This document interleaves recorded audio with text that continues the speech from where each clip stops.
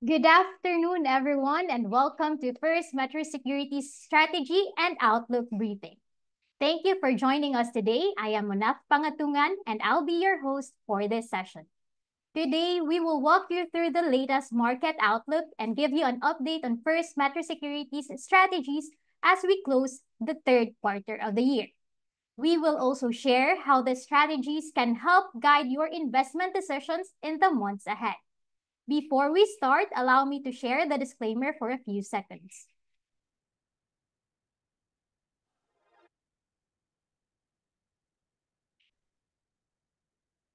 To start, let me introduce our speaker for this session, Ms. Nicole Aquino. Ms. Aquino joined First Metro Securities in September 2023 and serves as the officer in charge of the Retail Research Department. She also assists in the property and REIT sector. She graduated from Pamantasan ng Lungsod ng Maynila with a Bachelor of Science in Business Administration, major in Financial Management. Let's all welcome Nicole. Hi, Nicole. Thank you for the introduction, Miss Monette. Before I start with my presentation, let me first share my screen.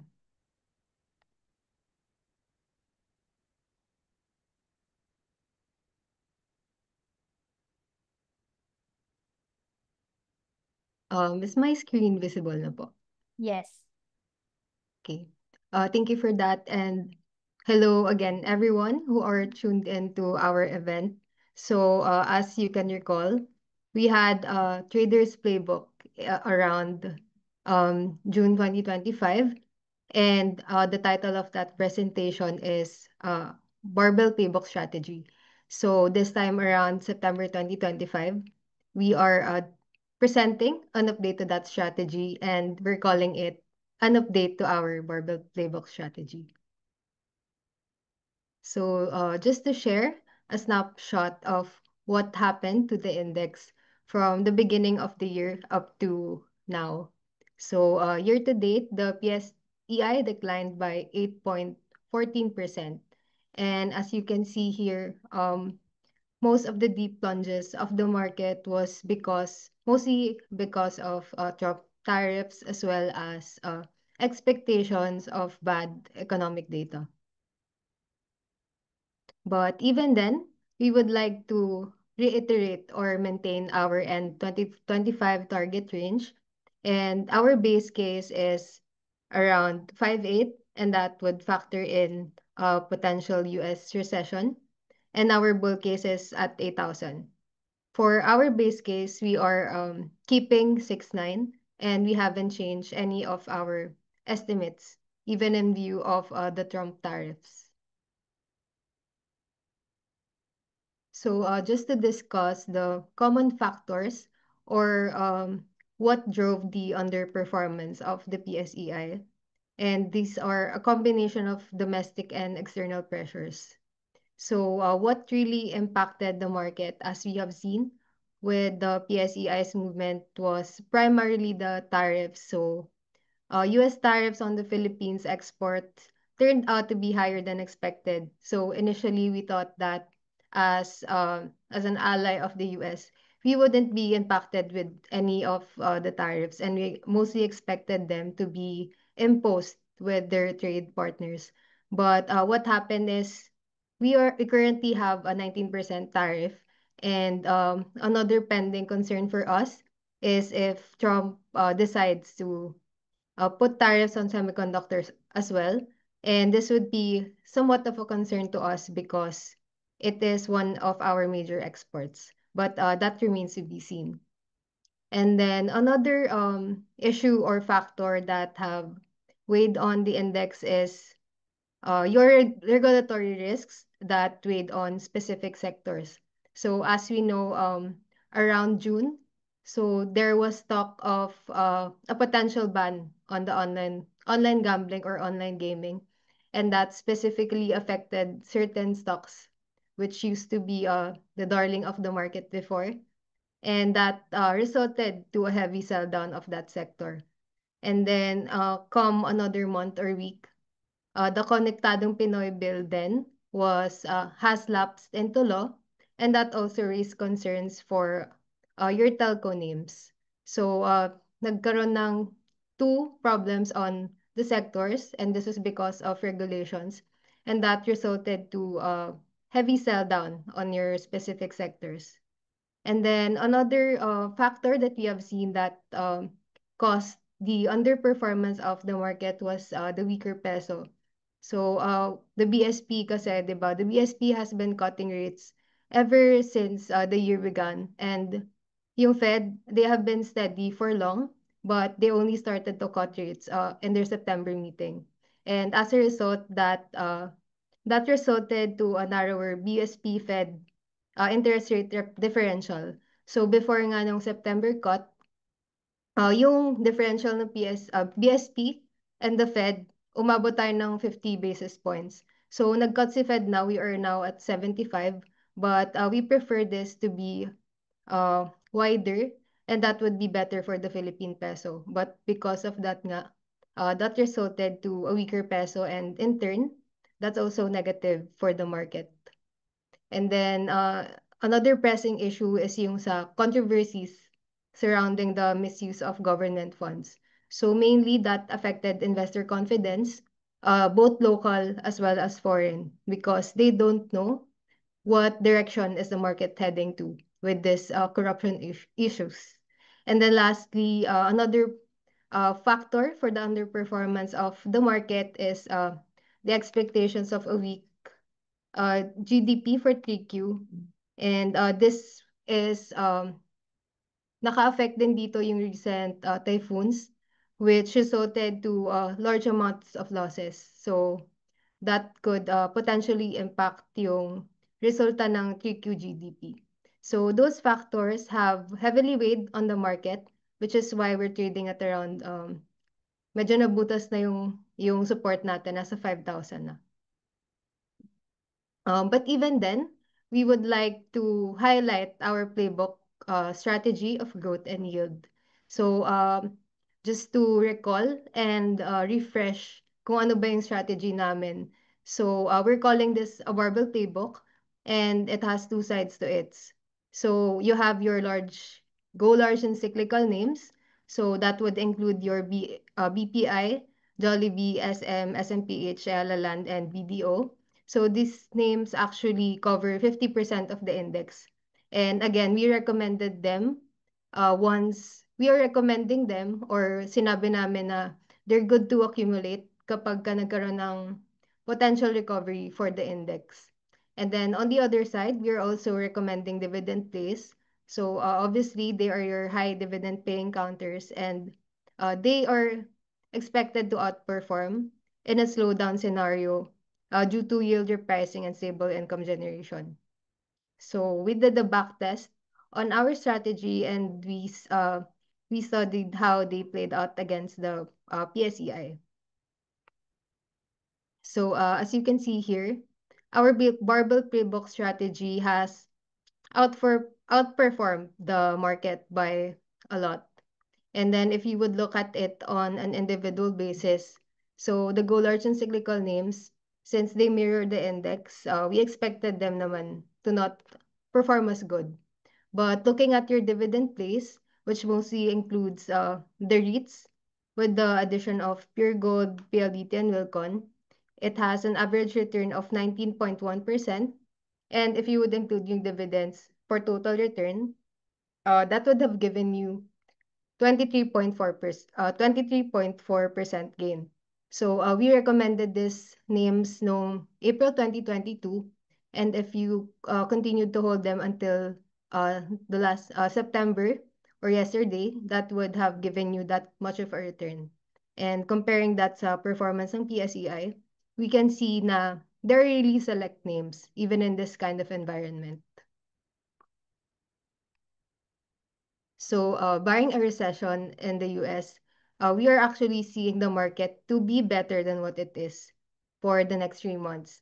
And these are the catalysts that we are banking on for that better market conditions. So, first of all, we are seeing the macroeconomic backdrop to continue to improve. And we believe that this will be led by your strong household consumption on the back of disinflation as well as seasonal or year-end festivities. And this will be supported also by your impact nga ng BSP rate cuts. As BSP mentioned, yung impact daw ng rate cuts, that would hindi siya immediate. And we think that the recent cuts would take into effect na as time goes by. So ayun, for the next 3 months. And then we are also seeing room for the peso to strengthen. And this will be supported by the Fed's start na ng easing cycle din nila. So this would result to a better peso or a more firmer peso, which will also be good for your Philippine equities. And then again, we would like to highlight how cheap the market is right now. So we are trading at 10.5 times PE, and this is below 2 SD of historical mean. And then again, we would like to reiterate that despite the Trump 2.0 tariffs, the earnings of your biggest names or PSEI names remains intact despite those uncertainties with Trump. And then lastly, we are seeing room for outflows to reverse, and this will be driven by the underappreciated risk events. So katulad nan yung when we exited yung gray list ng FATF, and then when the stock transaction tax was removed, and then we are also seeing some potential credit rating upgrades. So all in all, these are the factors that we are banking on for a better performance in the next 3 months.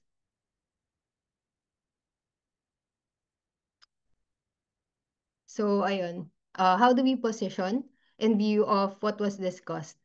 So again, we are continuing to advocate for our barbell strategy. And these are the same names that we have um, shared in that April strategy. But kung ano yung nag-change is how we position.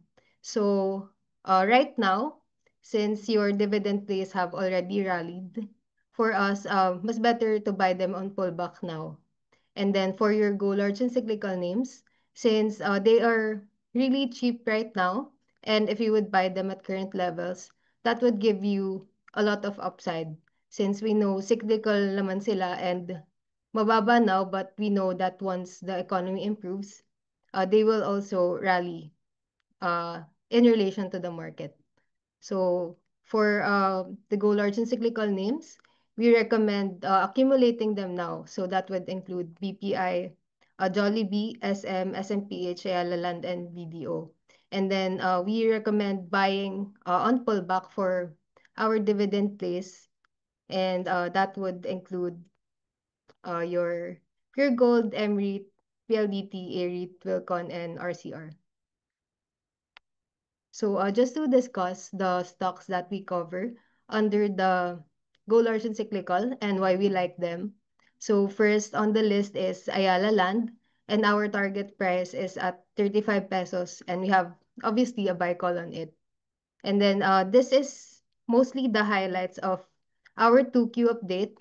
But for Ayala Land, we like it because it has weathered the residential glut by pivoting to the premium segment. And we also like that it has commercial and industrial lot sales that have offset the somehow weakness in the residential sector. And then what's also good about Ayala Land right now is, 'di ba, sila yung biggest exposure sa core market, and that has been battered down for so long. And Ayala Land is nag-pivot sila sa premium, but even then si core market pa din yung biggest income driver nila. And for 2Q, they reported that they are seeing signs of life in that sector na nga. And again, they're planning to launch another Avida. So medyo good indicator siya na there is demand again coming back to that sector. And again, we see Ayala Land as one of the biggest beneficiary kung magkaroon ng for lower rate cuts, because that would mean lower mortgages, and isa yun sa mga hinihintay ng management for them to be more bullish again. And then other than the residential factor, They also reported that their mall redevelopment have so far beat their expectations and are doing better than expected. And then other basic things for Ayala Land on why we like them is that part siya ng PSEI, MSCI, and of course, it will be the go-to name of your foreign investors once nagkaroon na ng recovery sa market. So that's for Ayala Land. And then for other sectors, sa banking naman, we like BPI because target price is at 152 pesos, so very high upside pa for now. And what we like about BPI is that they are being aggressive on the consumer space, so consumer lending, and that has so far translated to good numbers for them.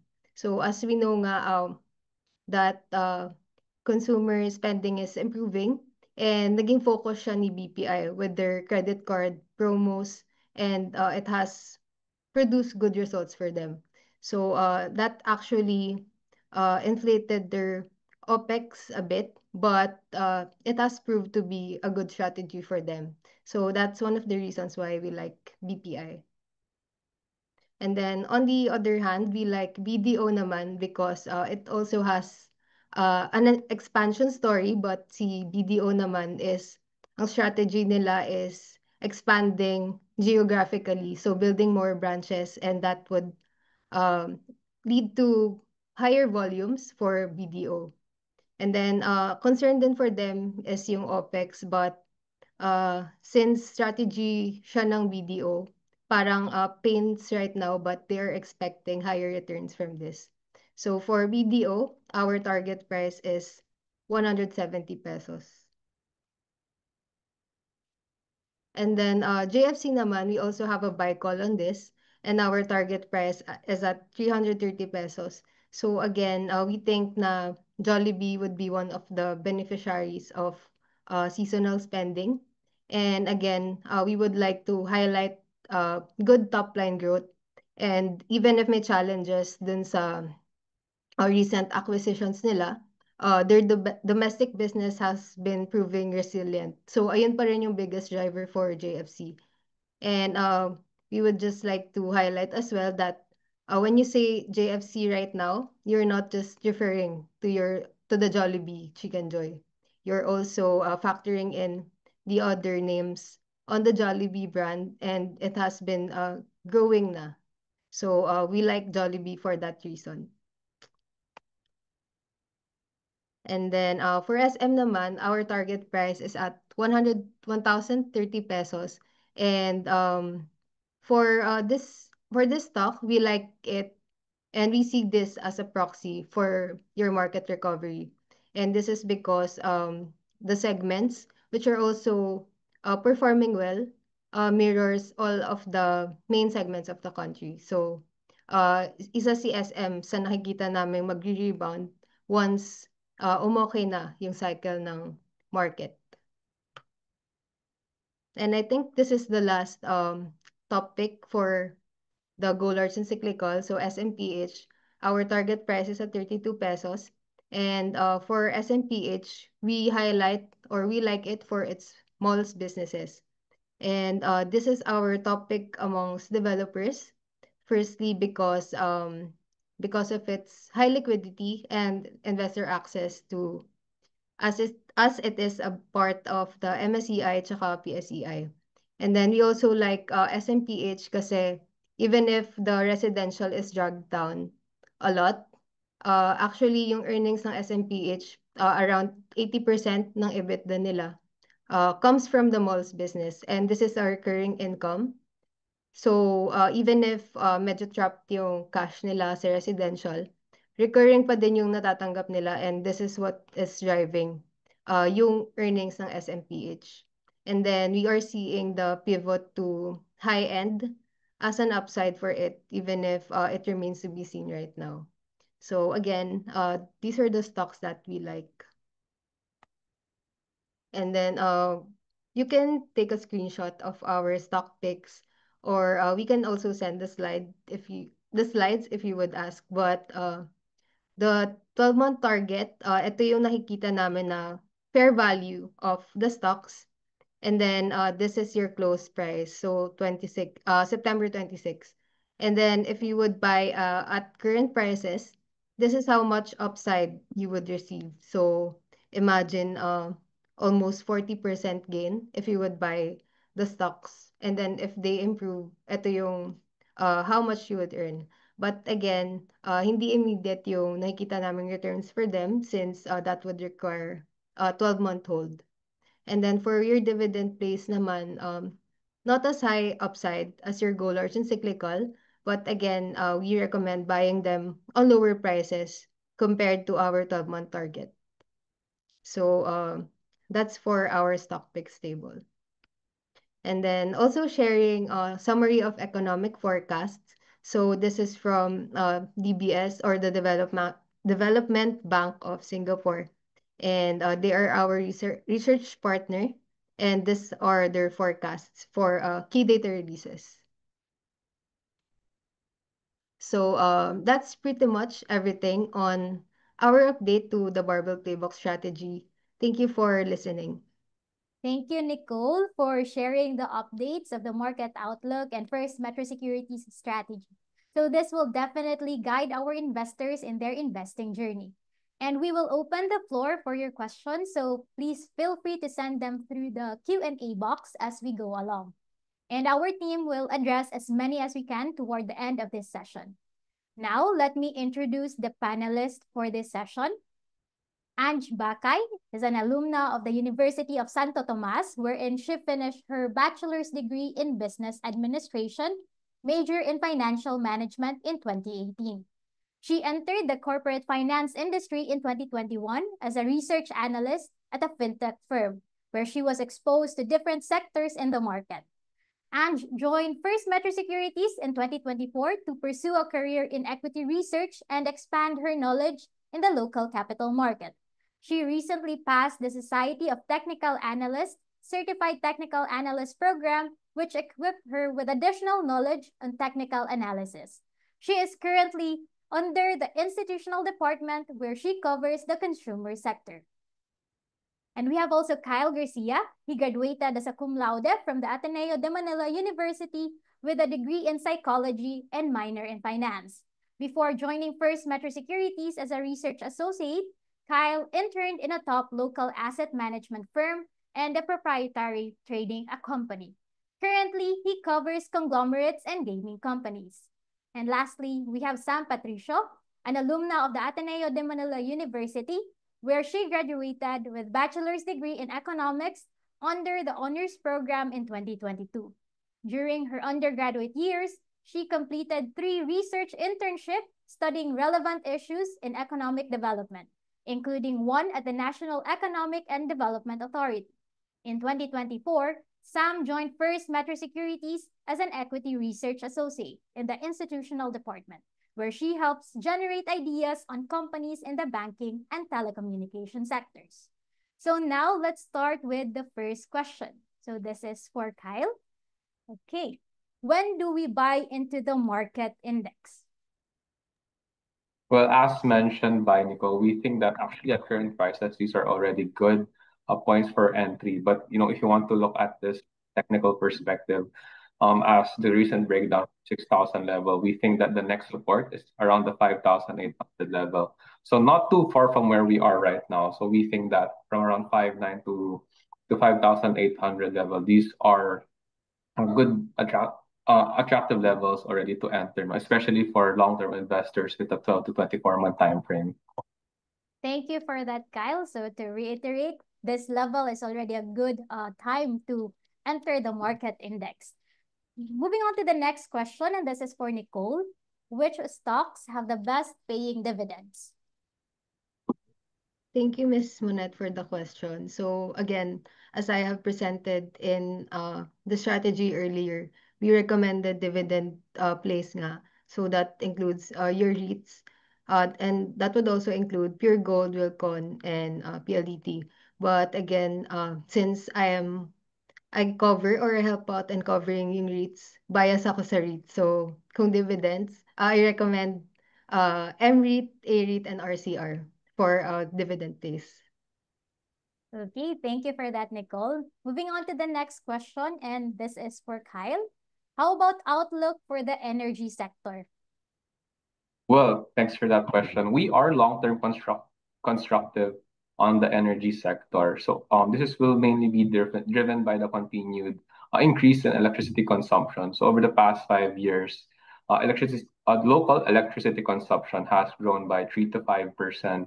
So we think this will likely continue over the long term, driven by aside from increased productivity in the country, this will likely also be driven by secular tailwinds such as growth in data centers and our transition to electric vehicles. Okay, so the demand is really increasing for the energy sector. Thank you for that, Kyle. Moving on to the next question. This is still for you, Kyle. Where is gold heading? Yes. Oh, well, when you use traditional metrics to value gold, like interest rate parity, usually you will find that it is quite overvalued using that metric, no? But what we think right now is that the increase in gold is likely being driven by geopolitical uncertainties or sentiment driven. So we think that with persisting global uncertainties, especially inflation risks abroad due to tariffs, we think that we are still constructive on the price of gold over the long term. While some may say that it is quite overbought right now, we think that Mhm. in the near term there could be some pullbacks, but overall we think that the rally will likely continue over the medium term. Okay, how about specific stock exposed in gold? Will Apex Mining continue its overshooting uptrend, Kyle? Yes, I think we have a lot of questions here on gold companies like Apex, OGP, Yes. PX. So we Mhm. do think that as we are bullish with gold, no, definitely on these stocks will likely track gold prices. Barring any disruption or some struggles in the operations in 3Q, perhaps we could see some struggles like weather disturbances, which could decrease their gold output and affect performance. But barring any of these risks, we think that as gold continues to rally, Apex, your gold mines like Apex, OGP will likely continue and go higher. Okay, thank you for that, Kyle. So for the next question, let's have Nicole. What indicators are you monitoring to identify the inflection point for the real estate sector? Thank you for that question. So, indicator of inflection points. Um, for us, medyo major inflection point yung bank lending appetites. So, we've seen this for your malls. So, nagkaroon ng appetite in lending. So, kasama dyan yung credit card promos and then yung mga sa restaurants also. And then, in terms of sa residential naman, housing is a major purchase and once magkaroon ulit ng appetite yung banks na mag-lend in the residential sector, we think na it's an indicator of the recovery in that sector. And then, alongside bank lending appetites, we're also looking at your interest rates, which translates to your mortgage rates. And isa siya also sa mga key drivers because that would influence yung perception or decision ng buyers to enter or invest again in that segment. So all in all, major indicators, we're looking at our bank lending appetites as well as interest rates. Okay, noted on that. Thank you for that, Nicole. For the next question, let's have Ange. Thoughts on Wilcon? Hi, Ms. Manef. Good afternoon, and good afternoon to our attendees. For Wilcon, we have a hold call on the stock. Our target price is 9 pesos. Early in the year, we were very bullish on the stock. In fact, it is included in our barbell playbook, wherein it's on the dividend play side. So I believe around early this year, it was trading around 7 pesos. So if you had accumulated at that time, it would have given you of a yield of around 5% plus FY25F or FY26F. But now the price has run up and we're looking for more catalysts for the stock. Just to give context also, for the first half of 2025, Wilcon's earnings dropped by 23% year on year, but this was to be expected. second quarter performance remained soft as well, and it's mainly because of your stores that had fewer operating days during the Holy Week and the elections. The good news is that the business picked up in June and July, according to management, with more transactions and SSG charting with a positive territory at the low single-digit range.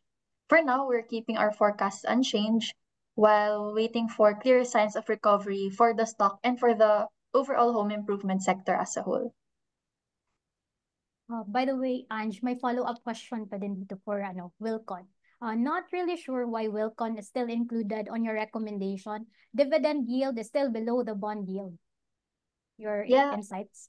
Yes. As I've mentioned a while ago, no, early in the year, very bullish din talaga kami kay Wilcon. Siguro kung mag-pull back pa siya, around 7 or 8 maybe pesos, yun, meron ka pang higher na dividend yield. Pero syempre, again, our most recent company report on Wilcon, ang call namin dun is hold pa rin talaga. Kasi na-breach niya na yung 9 pesos target price namin, which is 9.07 siya nag-close kanina.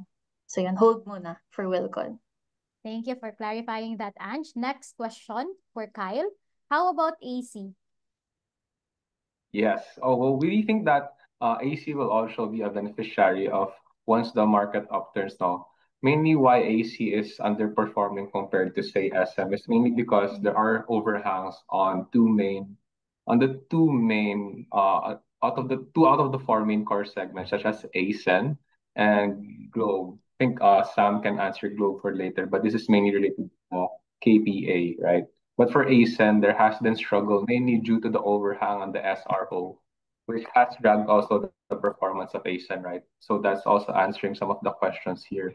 So I think that given this, there has been struggle with AC, but we think that we will actually release. We're working on a report to release a target price for AC soon. So for our clients here, watch out for that. But so far, over the long term, as we see a cyclical upturn of the stock market, definitely AC will also be a beneficiary of the rally. Okay. Follow-up question pa din with AC. So AC is now low. Why didn't you include it in your go large and cyclical list? Yes. Again, AC is unfortunately still outside of our coverage universe, but we do think that next year it is likely to be added as we release a report on it. So yes, you can anticipate that from us. Thanks everyone. Okay, thank you for that, Kyle. For the next question, let's have Sam. Thoughts on Konektadong Pinoy Act and impact on existing telco and internet service providers? Hi everyone, good afternoon. So I'm Sam again. So for the telco sector and the Konektadong Pinoy, what the government really wants to do with the Konektadong Pinoy is to drive cheaper internet prices in the Philippines. So two major provisions for this. The first one would be the removal of congressional franchise requirements. So instead, your newer entrants into the sector can simply register with the NTC. So they no longer have to undergo technical audits as well as congressional hearings like UUB and PLDT did back when they first offered their public telco services. And secondly, the Konektadong Pinoy is also introducing infrastructure sharing. And basically, as a new entrant, I no longer have to spend as much on infrastructure since I can simply lease out or rent the ones that Globe and PLDT have already built. So in terms of your telco players existing, you would look at two different sectors. So for the broadband sector, we do think that the Konektadong Pinoy is actually quite neutral to positive for this sector. So on one hand, we do see that the broadband space is still quite underpenetrated. So only around 57% of Filipino households currently have a broadband connection. So we do believe that competition will not be as intense as it would be in a more saturated market. Meanwhile, for infrastructure sharing, we do think your players can benefit from this, given that they do have excess capacity. So for example, Secret Verge, it only has around 35% of its fiber ports utilized. So you can imagine that the remaining capacity isn't actually making them any money. And if they are able to lease out this infrastructure, any additional income would be good for them, since they are still paying a fixed cost over this infrastructure that has already been rolled out. So again, for broadband, we do think it's a positive thing or a quite neutral thing for the KPA. Meanwhile, for the mobile sector, we note that it's a very mature and saturated market already. So there are actually more subscribers or SIM cards than there are people in the Philippines. So there's a very big competition already in the mobile space, and that's why you can see some market share losses coming from Globe and PLDT, especially since the ramp up of a third player. So overall, again, we do think that it's quite negative for the mobile sector, but quite neutral to positive for broadband. So again, that's why we prefer your players that don't have exposure to mobile, such as Converge. So we actually have a podcast on the Konektadong Pinoy. You can head over to our Spotify channel if you would like a more in-depth view on the Konektadong Pinoy. Thank you for that, Sam. So we just have a follow-up question about KPA. So the telecoms are hardly hit right now by the KPA. So will the sector be able to rebound?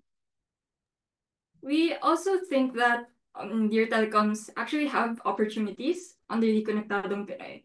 So on top of being able to leverage on infrastructure sharing, for example, to create a new revenue stream, your telcos can also explore the idea of transforming into a more tech-co-driven kind of service.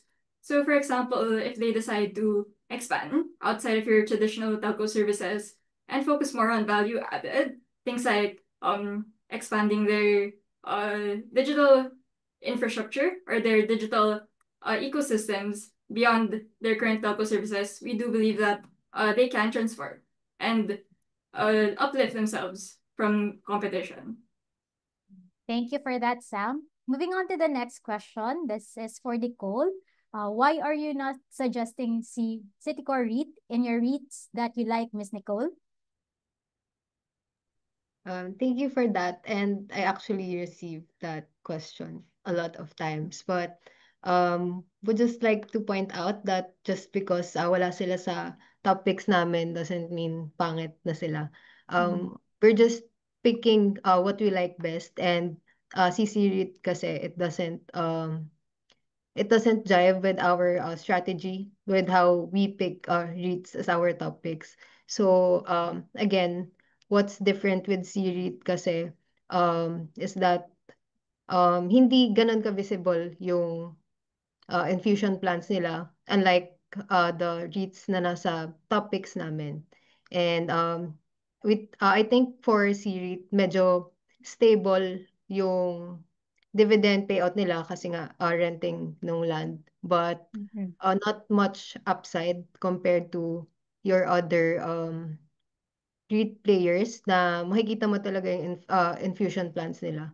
So yun yung reason bakit wala siya sa top pick, and other than that, we haven't updated our coverage on it yet, but yun for C-REIT. Thank you for that, Nicole. Moving on to the next question. This is still for you. What sector has a big potential upside on today's market? Big potential upside sectoral-wise, medyo biased ulit, but we think na property sector yung pinaka-buttered down na sector. And we are seeing a high upside on it. And as we have seen nga in the previous years, the other sectors have already had their moments. Yung bank earnings nag-peak na, and then yung consumer sector, some of them have already reached their target prices na for the ones that we covered. But what we are seeing is yung property, nasa ano pa lang siya, turning the corner stage. So parang nasa bottom pa siya now, but once it improves, sila yung may pinakamalaking upside. So, ayun, we think na yung property sector yung may pinakamalaking upside to buy now, since hindi pa siya nagre-recover, but we know naman na it will recover in time. So the next in line will be the property sector. Thank you for that, Nicole. Let's have the next question. This is for Ange. What is the target price of URC? And any forecasts or thoughts about it? Yeah, hi. For URC, Our target price is 90 pesos, but we currently have a hold call on the stock. And then just to give more color, in terms of the first half performance, top line and bottom line grew around the low single digit range. All segments actually went up, but it's actually the commodity prices that affected margins for URC. But for your full year targets, management actually adjusted their year-end guidance to provide more of a range rather than a fixed target. So for the revenue growth, they're looking at mid to high single digit revenue. Meanwhile, for their EBIT, that's low to mid single digit. And then looking ahead also, the company intends to prioritize top line expansion more than their bottom line growth. Currently, according to them, first half results are tracking in line with expectations, and they are anticipating for this momentum to carry through to the second half of this year. And then they also shared that for July performance, it was their strongest month year to date for branded consumer foods Philippines, with noodles posting growth because it's benefiting from the rainy season currently. Note also that the cost of key raw materials for URC, there's high coffee bean prices likely to keep margin pressures in the second half. Yeah, so that's it for URC. Thank you for that, Ange. For the next question, this is for Sam. So do you have any simulation on who will be included or excluded in the PSEI this February 2026 using the following, either current rules and proposed rule by the PSE? Hi everyone. So yes, we actually do.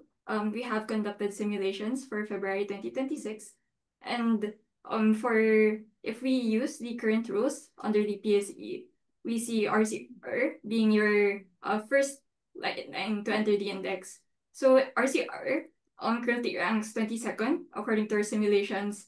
So it would be pushing AGI out, which currently ranks 35th.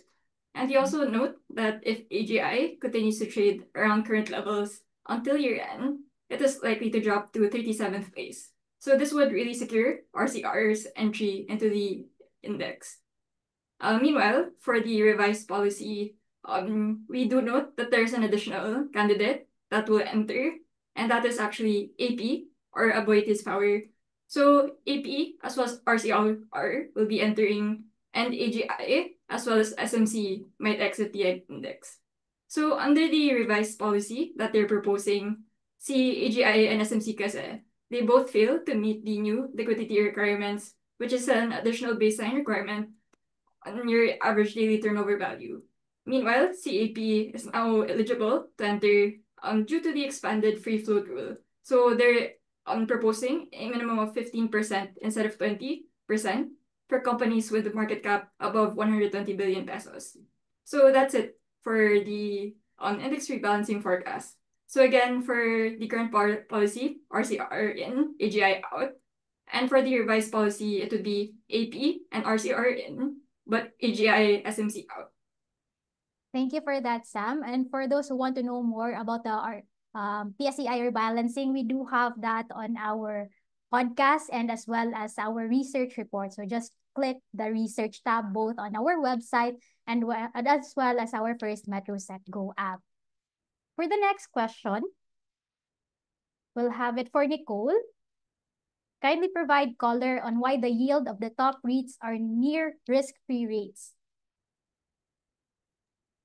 So, to answer that question, if you would notice, yung yield ng mga medyo bigger REITs like A-REIT, RCR, they're not as high as your other REITs, and they are closer to ano nga, yung risk-free REITs. And this is because big or well-established REITs, parang tinitreat sila na bond proxy. So naturally, hindi ganun kalayo yung yield nila sa mga risk-free rates. And then, another explanation for this is yung mga big REITs na yun, di ba po, because they are attractive, investors tend to buy them. And yung relationship nga ng share price and yield is inverse. So, since malaki yung demand for REITs like that, kasi trusted na sila, investors buy them, and that pushes your yields lower. And this is evident nga kila AREIT and RCR because they have already proved their reputation to investors. So parang investors are willing to accept that level of yield na not high as the other REITs, pero they're willing to accept that because they are expecting growth in other aspects. So hindi mataas yung yield niya, but there are potential for dividends to grow. So, ayun. Yun yung reason bakit hindi siya your REITs yield or close to the risk-free rates. Thank you for that, Nicole. Moving on to the next question, and this is for Ange. What is the best stock sector to buy before December? Yeah, maybe if in my perspective, no, I would say go for consumer names, especially the retailers, to take advantage of that holiday spending. We all know in the Philippines, holiday season starts pag bare months na. So there's going to be a lot of spending wherein the consumer names would benefit from. Note that also full year results will come out early next year, probably sometime March or April. So now would be a good time to accumulate these counters while their prices haven't gone up yet. So talking about the likes of Pure Gold or HI. Yeah. Okay, thank you for that, Ange. We do have another question for you. What is your insight for Monde? For Monday, we do have a hold call on the stock. Our target price is around 7.70 pesos. If you look at it, the first half performance of Monde, the core earnings fell by 11% year on year. It's mainly because of the softer noodle sales volume and persistent input cost pressures, which is hurting their margins. Our concerns for Monde would surround, again, your weakness in the noodles volumes. Even though you have rice price deflation, which is, well, a beneficiary for other names, but for Monde, which wherein one of their core products is noodles, they are it's not very positive for them because for us Filipinos, we are a rice-eating nation. So if we have more wallet share or more budget to spend for food, we will put that on rice rather than noodles. And then there's also spending leakages into your non-FMCG categories, particularly online gambling. So yung wallet share mo nag-aagawan between your staples and again, that online gambling. Also, if you ask about the corn segment, even though it is stabilizing and the losses have been slowing down, it's still a long way to go for that segment. Thank you for that, Ange. So we have a lot of questions on queue. You can still post your questions in the Q&A box so that we will answer them one by one later. So we still have this question for Sam. What is your outlook on interest rates? Hi, so for interest rates, it would be, I think our partner, DBS, Development Bank of Singapore, forecast the interest rate to end at 4.75%. So they're expecting one more rate cut for the year. I think our BSP governor as well, he mentioned that there's expectation of around, it's possible to have 1 to 2 more cuts this year, but this would again depend on macroeconomic data, especially if there is a slowdown in the demand side. So that is what he is looking out for.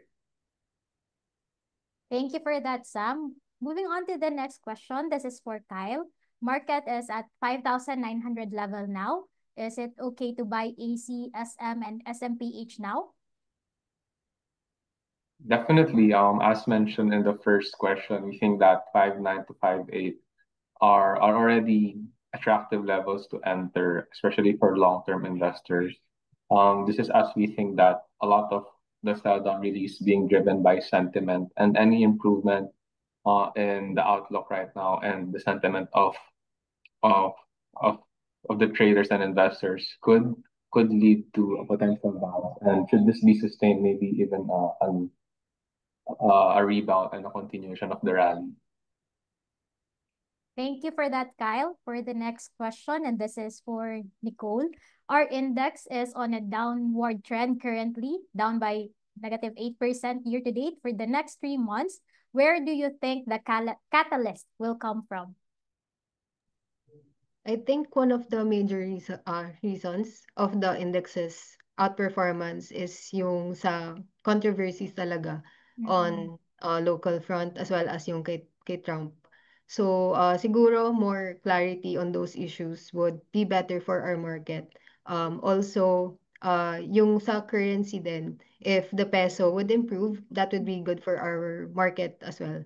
And then, sentiment also on or outlook sa growth natin. So, yung GDP, that would also be determining factor kung kailan magbabounce or magta-turn around yung sentiment sa market. Thank you for that, Nicole. Moving on to the next question. This is for Kyle. How will we be affected if the US goes into recession? And what will be the best thing to do in that scenario? Yes, so actually this is part of Nicole's call earlier, or our outlook for the rest of the year. So our bear case of 5,800 has an assumption that the investors or the ERP is assuming that the US will enter a recession or near slowdown now. So with this one, we think that as part of the barbell playbook now, so when you want to stimulate growth, you want to lower interest. And as mentioned, as on the other side of the barbell playbook is that when there's an outlook of lower interest rates in the future, you should be buying dividend yields. And this is the main reason why we saw an outperformance in our call of the year with on one hand the other side of the barbell playbook hasn't turned out well, but the dividend plays have turned out because of this outlook. Now, some banks are pricing in a potential recession of the U.S. Okay, thank you for that, Kyle. So the barbell strategy already included recession and one of the thesis investment. Next, this is for Nicole. What are the REIT opportunities? Again, for the REITs, yung 3 REITs na part ng barbell strategy namin, sila yung nakikita namin na top picks to buy for that sector. So that includes A-REIT, RCR, and M-REIT. So for those 3, we have a buy call on them. However, si A-REIT tsaka si RCR, medyo malapit na sila sa target prices namin. So in terms of opportunity or kung alin yung pinakamalaking upside, we are recommending M-REIT because at current levels, it has the biggest room to catch up to those 2. Since si A-REIT nga, it's already part of the index, and si RCR naman, it's poised to enter sa February 2026. So si M-REIT yung we think na next in line who would copy that same trajectory. So si M-REIT din kasi they have already expressed that they plan to double their GLA by 2027. So earlier statement nila 2023, but they made it earlier 2027 na, and that signals aggressiveness sa management in terms of making their holdings larger. And we think that's good for M-REIT kasi nga, 'di ba, bigger is better in the REITs universe. So higher or more assets infused in the REIT that would result to higher dividends. So in that reason, we are seeing the biggest upside for M-REIT because siya yung catch up. But again, we like A-REIT, RCR, and M-REIT for the REITs. Okay, noted on the M-REIT, Nicole, for the largest upside among the REITs. So we still have a lot of questions on queue. You may still send your questions on the Q&A. Moving on to the next question. This is for Sam. What is your view on Converge price dip decline? Yes, so hello everyone. Again, Converge, we do recognize na medyo bumaba talaga yung price niya. I think this is largely after management lowered their full year 2025 targets. So I think in first quarter they upgraded to around 15 to 16% revenue growth. And then in 2Q, they reverted back to around 10 to 12% revenue growth guidance. For this one, we actually note that this revised guidance is then reverting back to their old targets that they gave out during their full year 2024 briefing. So back then, 10 to 12% in talaga yung guidance nila. And we think that management just became a little bit more bullish nung 1Q. And in 2Q, they realized na medyo mas realistic yung original targets nila. So for Converge, we actually do prefer it over your other telco players, especially as we do see it as kind of the winner under the Konektadong Pinoy. So again, for Converge, we do believe that it is best positioned to leverage the Konektadong Pinoy's open access provisions, having the largest upside in terms of its excess capacity. So only around 35% of its ports utilized. So we do think that the KPA is a way for it to expand its revenue streams, and that will benefit from Converge a lot. So for Converge, we have a buy call with our target price at 20.5. So current levels, especially the price drop that just happened, is a very good opportunity to buy Converge. Thank you for that, Sam. Moving on to the next question. This is for Kyle. Outlook on LTG. Hi.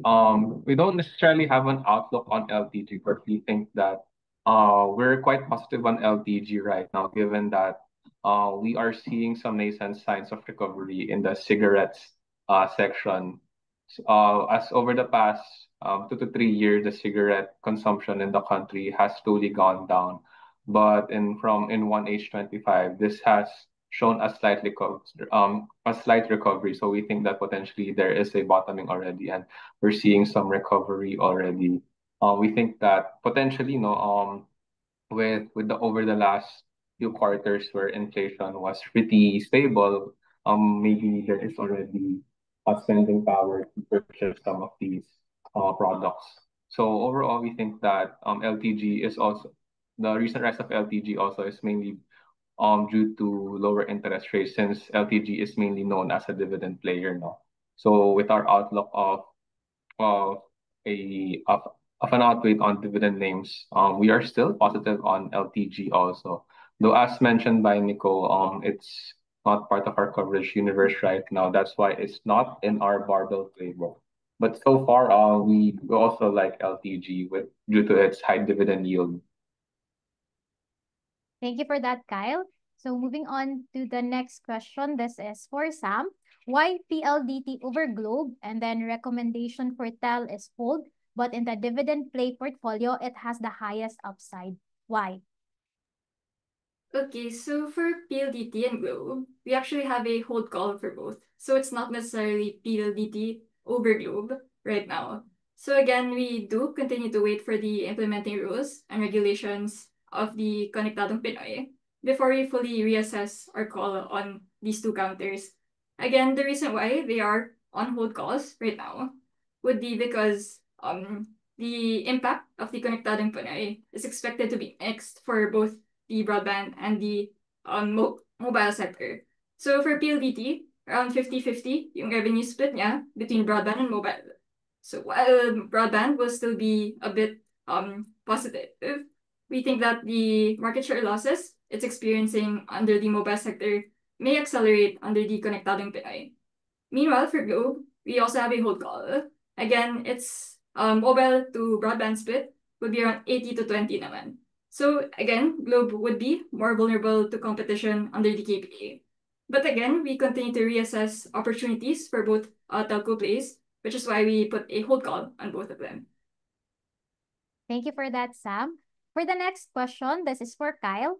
Will the backdoor listing of MGen through SPNEC push through in 2026? Is it the right time to accumulate SPNEC in fourth quarter of 2025? Well, it's actually very difficult to forecast these scenarios, no? So in 2026, it's hard to say right now. So definitely we're not pricing that in for an MGen backdoor through SPNEC. But I think recent news flow is that there are plans to list MGen, whether issue an IPO or to SPNEC. So better to keep watch out for that. But overall, on SPNEC, we are also constructive on SPNEC over the long term.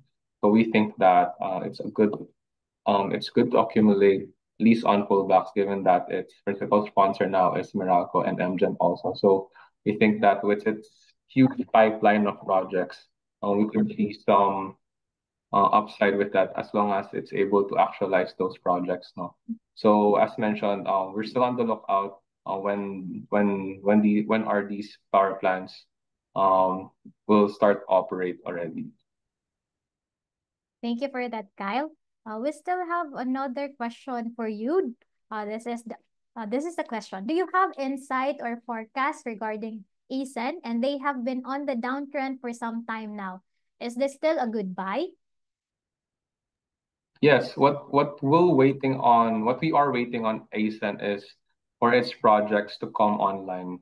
Recently it has been battered. Aside from the overhang in the SRO, there were some structural damages in its wind assets up north, which was the reason why we saw a decline in its net income in the second quarter, as well as slight decline in the first quarter as well.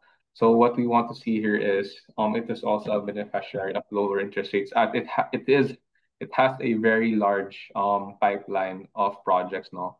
So currently its attributable capacity is around 7 gigawatts, and it still has a pipeline to double that. So over the long term, we think that ASEN will likely be a good price to buy. But currently, with the overhang of the SRO, we think that it's not yet the right time to buy ASEN.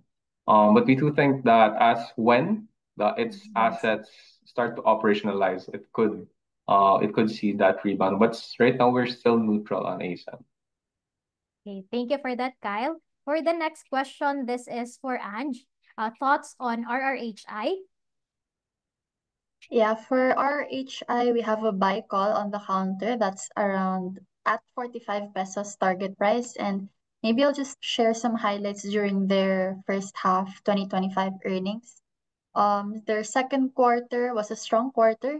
Their EBIT was up by 7% year on year. Despite that, the timing of the Holy Week season, you have the election spending and the early start of the academic year that actually drove their blended SSSG to 4.8% during the period. And then for the DIY segment, this may have already bottomed out. SSSG turned positive already in May, according to management. And then in the first half, they also acquired premium bikes. So this will add to the under-penetrated motorcycle market to RHI's portfolio. Another corporate action they did in the first half was the retirement of treasury shares, which addresses the concerns over future potential dilution risk. So I guess to know more color on RHI, we also have this company report uploaded on our platform. Just head on to the research tab to get more information on RHI. So just check the research tab on either First Metrosec Go app or through our website. Thank you for that, Ange. For the next question, this is for Nicole. Thoughts on MEG, please? It's undervalued. Is it going to go up with the buyback plan and the easing out on the pressure in the property segment? So good to buy now. So for Mega World, we actually have a buy call on it, and our target price is 2.80 pesos. And for Mega World, again, we have a buy call on it. And siguro yung biggest problem with Mega World is that it's not part of the index. But fundamentally, it's actually performing really well, as seen in its first half performance. Actually, it has ano nga the lowest inventory. So yung industry inventory daw is playing around 3 years to 12 years according to the consultancies. But for Mega World, nasa 13 to 14 months lang sila. So hindi sila affected talaga actually. And then for Mega World also, I think that buyback strategy won't really result to higher share prices. Siguro pwede siyang masupport. But again, we like Mega World kasi insulated sila from that industry inventory, and then good earnings also. Thank you for that, Nicole. For the next question, this is for Kyle. Comments on nickel. Is it advisable to hold? So for nickel right now, I think that there are some oversupplies on the total industry. So I think the recent rebound is that there was some good earnings in the 2025. But overall, what we want to see is strength in the global map drop, which will raise nickel prices, especially strength in the economy of China, as they are the major consumer of nickel ore. No? So far in terms of nickel, we think that there has been slight bottoming already in nickel prices, with actually global metals rising now. So likely nickel will also be a beneficiary of this. So far we think that if you look at the technicals also, there has been a bottoming already of nickel. So what we want to see is at least some good price continuation pattern to see if nickel can sustain this rally, as well as the forecast for nickel prices. But so far, with some risk to a global growth slowdown, we could see a tepid outlook with nickel right now. Thank you for that, Kyle. The next question is still for you. Any insight in Maynilad IPO? Yes, actually, currently we are waiting for. I think there is some delays for the Manila IPO due to some weakness. No, I think that the Manila IPO will definitely depend on the dividend yield, as it is a utility business, right? I think some investor concerns right now with Maynilad is that the loss or the NRW is at double digits. This is because I think some of their pipes are old, which needs to be replaced. So the main concerns right now, it's capital outlays for the next 2 years. So it has to replace those pipes and build better infrastructure. So in terms of Finland IPO, what we want to see is what will the price be? Could it stimulate demand? Syempre, IPOs, it could stimulate depending. It's really dependent on the price and the dividend yield, no? So we're still on wait and see what the price could be and the potential dividend yield of Finland IPO. Should it be attractive with a significant spread on the 10-year bond yield? It could be attractive and a good investment for dividend seekers. Thank you for that, Kyle. So we still have few questions left.